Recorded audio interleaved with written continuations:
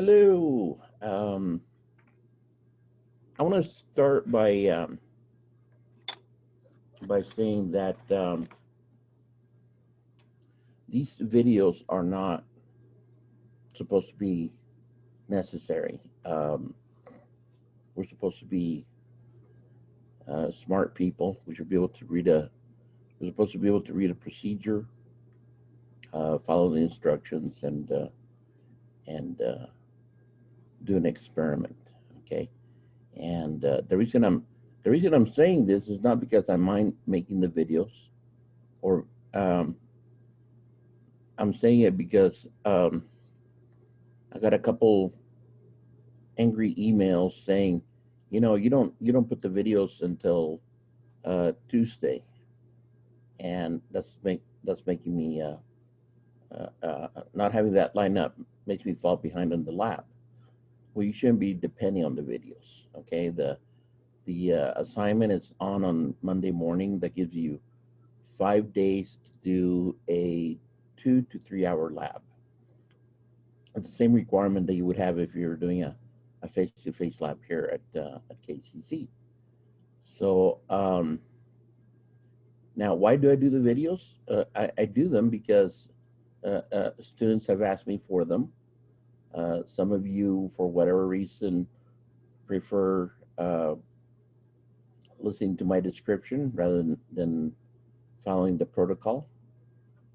That does not hurt my feelings. So, in fact, that makes me happy. Makes me glad that I can help you. Okay, but you should be able to follow the protocol on its own. Okay. Um, Anyways, enough said. Okay, let's go into this. We're going to be dealing with enzyme catalysis. Again, this is in my opinion, a very interesting little investigation.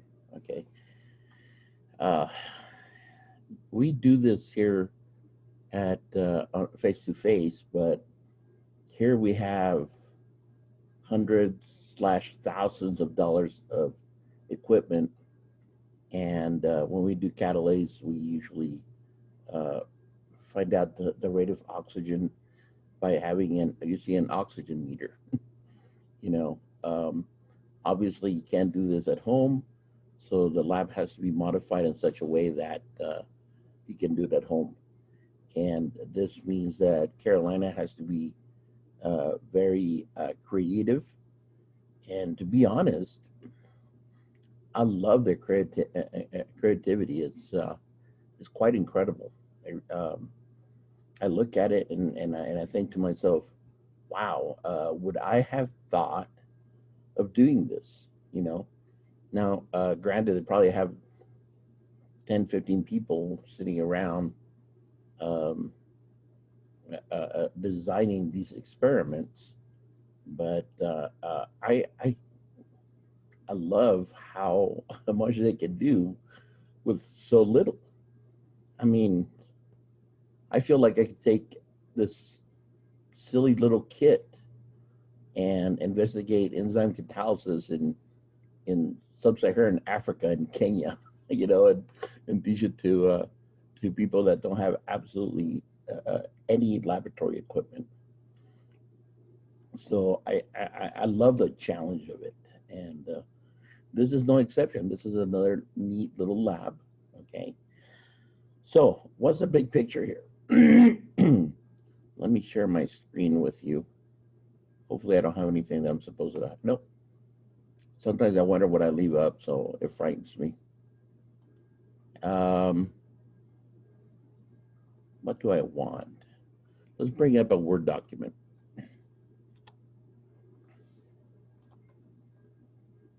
Okay, and we'll go ahead and write on it.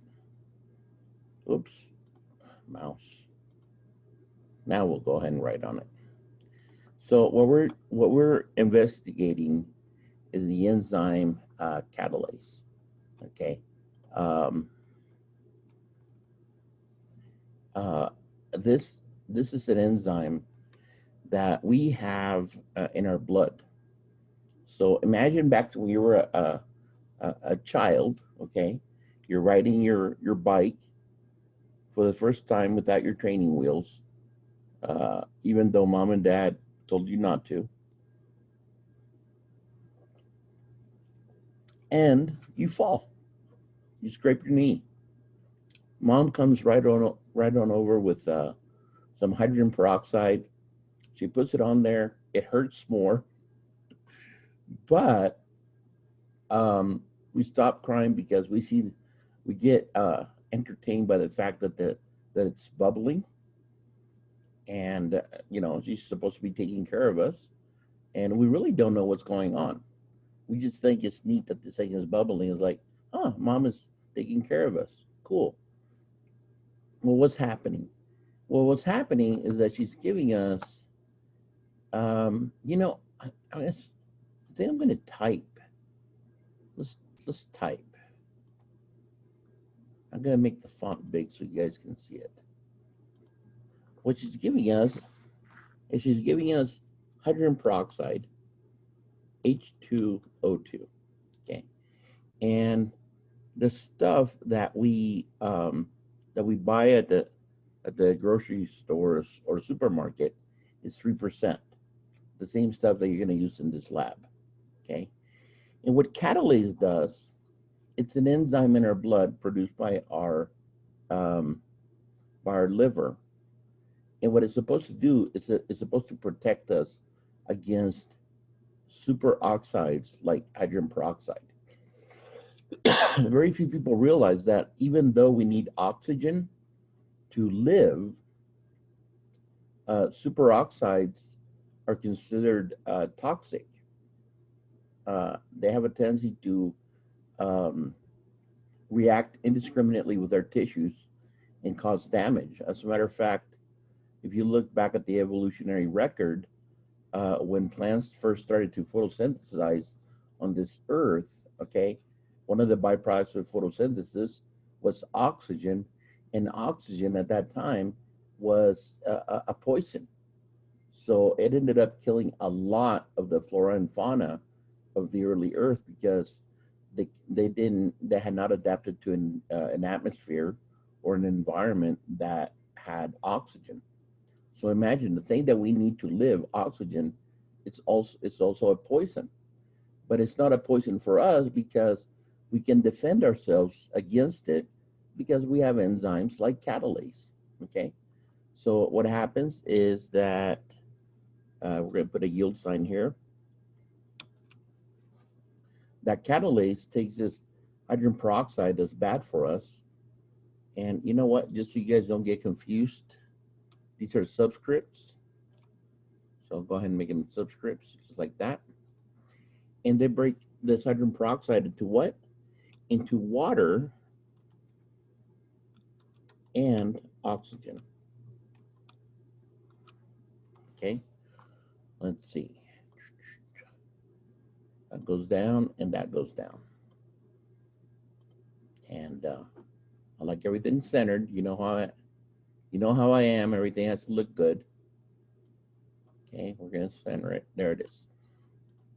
Let's see. We have 2 hydrogens here. We have 2 hydrogens here. We have 2 oxygens here. We have 2 oxygens here. We have 1 extra oxygen. We need to multiply this guy by 2. Okay. When we do that, we have 2 times 2, 4 hydrogens, so we need to multiply this guy by 2. Now we have 2 times 2, 4 hydrogens. They match on the other side of the yield. And we have 2 times 2, 4 oxygens. Here we have 2 oxygens plus 1 times 2, 4 oxygens. Now we have a balanced chemical equation. So what this is telling us is that catalase takes 2 molecules of hydrogen peroxide and it breaks it down into 2 molecules of water and 1 molecule of oxygen. Okay, and it's doing that to protect us. And just like we did in photosynthesis, we're going to use this trait in order to measure catalytic rate. Okay, so in photosynthesis, we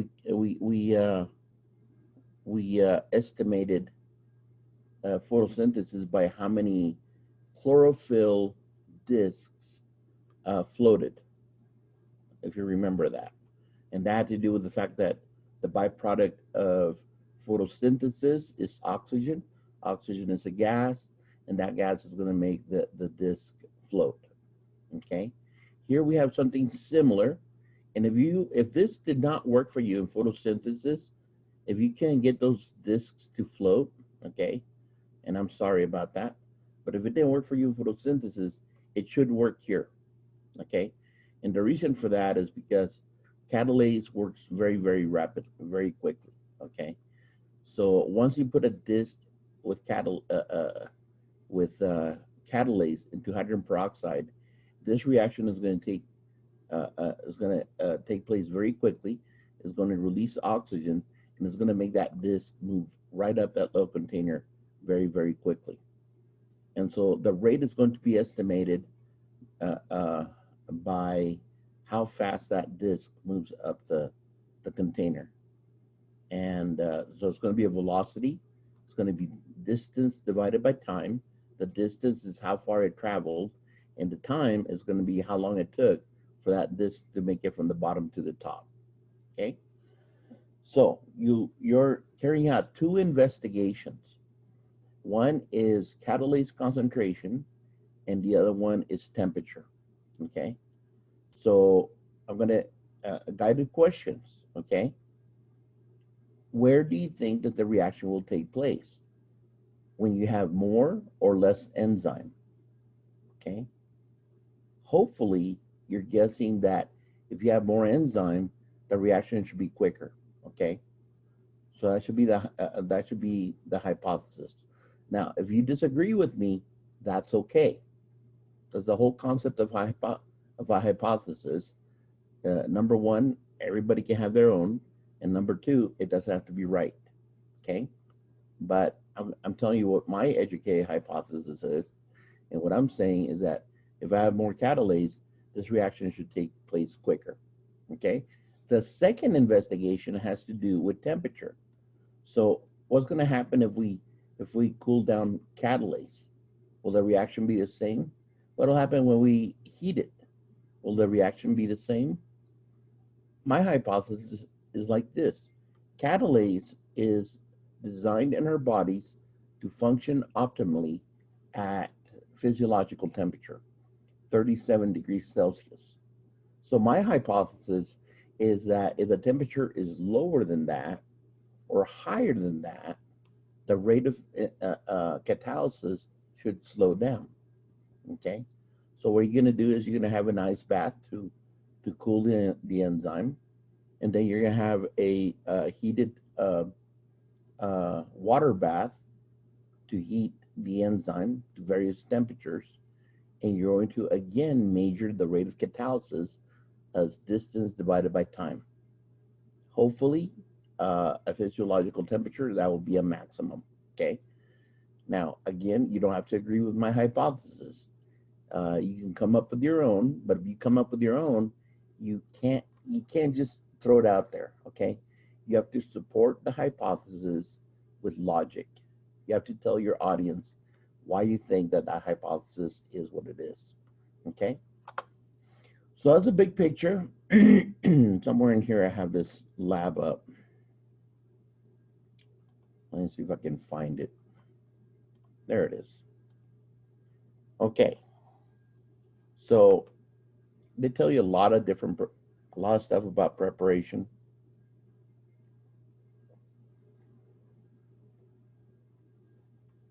This is where you guys look to me to help you, and that's okay. So there are three steps to the preparation for the first one. Okay, the first step is making the 1.5% hydrogen peroxide solution. So to do that, you're going to take 10 milliliters of hydrogen peroxide from the store. Okay, 10 milliliters. So that hydrogen peroxide from the store is 3%. And then you're going to add 10 milliliters of water. So you're going to end up with 30 mLs of 1.5% hydrogen peroxide. There, you're done, okay? Now, what you're gonna do is you're gonna take your medicine cup, boop, you're gonna take your medicine cup, I can never find my camera, okay? And you're supposed to fill your camera, your medicine cup to 20 mLs. So it's right up to here, okay? 20 mLs with that 1.5% hydrogen peroxide. Okay, so that's done. Now you have to make the catalase. So for making the catalase, we're going to take a teaspoon of the yeast that comes in your kit, and it says 35%. Excuse me, it says 35-degree water. It doesn't matter. Okay, make sure it's room temperature water. Okay, as long as it's room temperature. Yes, 35 degrees will make the yeast activate quicker, but if you're just a little bit patient, it'll work fine. Okay, so as long as it's at least room temperature water. If you feel like getting 35 degrees Celsius water, so much the better. Okay, so you're going to add 250 milliliters of room temperature or 35-degree water to 1 teaspoon of yeast. You're going to mix it, and you're going to let it sit for a little while. Okay, I say 3 to 5 minutes. It's incredible how quickly yeast is activated. This is going to be your 100% catalase solution. Okay. So now you need to grab your test tubes, and you're going to make your different concentrations of catalase. Okay. And the author does something that I do. Okay. They take one of the pasture pipettes. Here, let me pause this so I can get a. Okay. So here's my little pack. Oh, here, let me stop sharing for a second. So here's my pasture pipette. Okay. And we have a natural tendency to hold these darn things like this. I don't know why. But these things are supposed to be calibrated so that when you put 20 drops into something, that's 1 milliliter, okay? But that's only true if you hold the pipette vertically, okay? If you hold it at an angle, the drop is not going to be the normal volume. It's going to be less than, and then your concentrations aren't going to come out right. So you have to remember that whenever you're using a pasture pipette, in order for the calibration, when I buy these, they tell you what the calibration is, okay? And these are supposed to be 20 drops equals 1 milliliter. But again, that only happens if you hold these things vertically like this when you're using them. So now that you have your catalase solution, okay, you're going to use this little table right here on page 7 of your booklet to make your 0, 25, 50, 75, and 100% catalase in your test tubes, okay? Obviously, in your negative control, there's going to be 20 drops of water, okay? 20 drops of water. And your 100%, obviously, is going to be 20 drops of catalase. And then your author was nice enough to calculate everything else for you. So the 25% to a test tube, you're going to put 5 drops of catalase and 5 drops of water. Do not use the same pasture pipette for each one. Make sure that one pipette is for water, and make sure that another pipette is for the catalase. If you mix and match the pipette, that's going to mess everything up. Okay, so use one for the catalase and use one for the water. So you're going to put 5 and 15 for the 25, 10 and 10 for the 50, 15 and 5 for the 75, and so on. So there's your different catalase. Okay. Now what are you going to do? You're going to swirl to make sure that you have a homogeneous solution. Do not swirl too much. Your author doesn't tell you this, but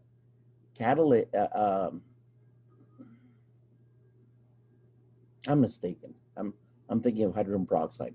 Hydrogen peroxide, you can't swirl it, because if you do, it'll start decomposing by itself. So you have to be careful with the hydrogen peroxide.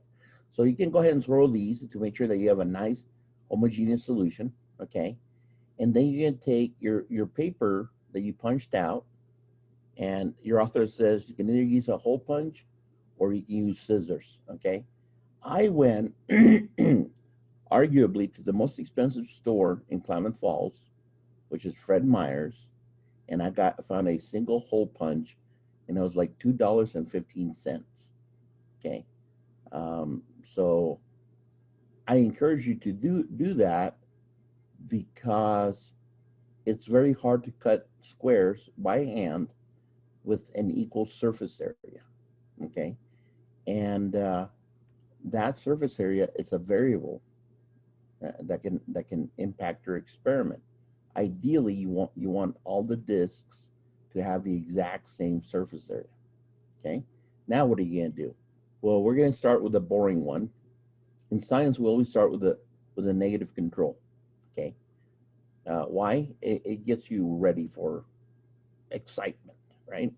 So you're gonna grab this. You're gonna put into the zero control, which has no catalase.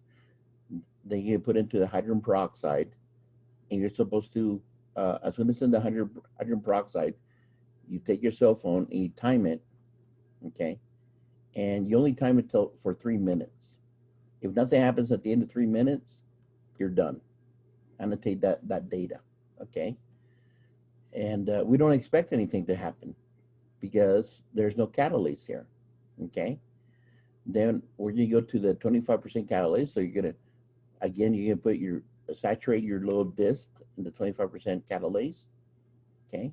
Then you're gonna put it at the bottom of your medicine cup with the hydrogen peroxide, and as soon as you put it at the bottom, again you're gonna click the timer on your cell phone, and you're gonna time how long it takes to make it to the top.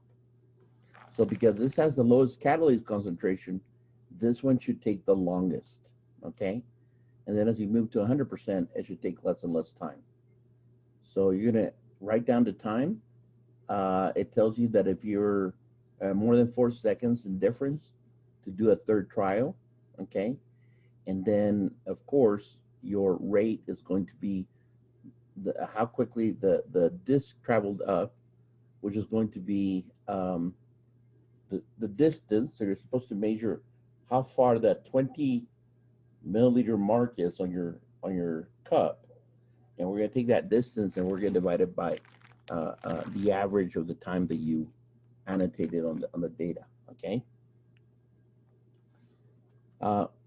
that's really all you have. Okay,